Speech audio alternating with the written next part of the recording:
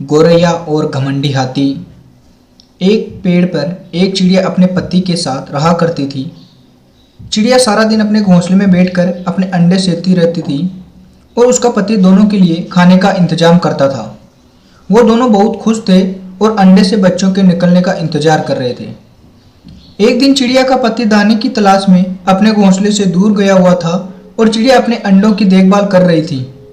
तभी वह एक हाथी मदमस्त चाल चलते हुए आया और पेड़ की शाखाओं को तोड़ने लगा।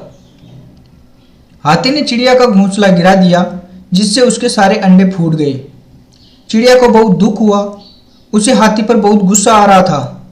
जब चिड़िया का पति वापस आया तो उसने देखा कि चिड़िया हाथी द्वारा तोड़ी गई शाखा पर बैठी रो रही थी। चिड़िया ने पूरी घटना अपने पति को बताई, जिससे सुनकर उसके पति को भी बहुत दुख हुआ। उन दोनों ने घमंडी हाथी को सबक सिखाने का निर्णय लिया। वो दोनों अपने एक दोस्त कठफोड़वा के पास गए और उसे सारी बात बताई। कठफोड़वा बोला कि हाथी को सबक मिलना ही चाहिए।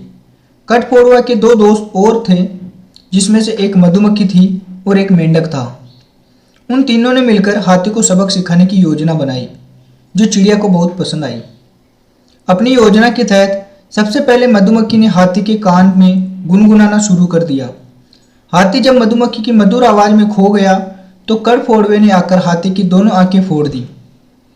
हाथी दर्द के मारे चिल्लाने लगा और तभी मेंढक अपने परिवार के साथ आया और एक दलदल के पास टहराने लगा। हाथी को लगा कि यहाँ पास में कोई तालाब होगा। वह पानी पीना चाहता था, इसलिए दलदल में जाकर फंसा। इस तरह चिड़िया ने मधुमक्खी, कठफोड़ा और मेंढक की मदद से हाथी से बदला ले लिया। इस कहानी से हमें यही शिक्षा मिलती है कि एकता और विवेक का उपयोग करके बड़ी से बड़ी मुसीबत को भी हराया जा सकता है।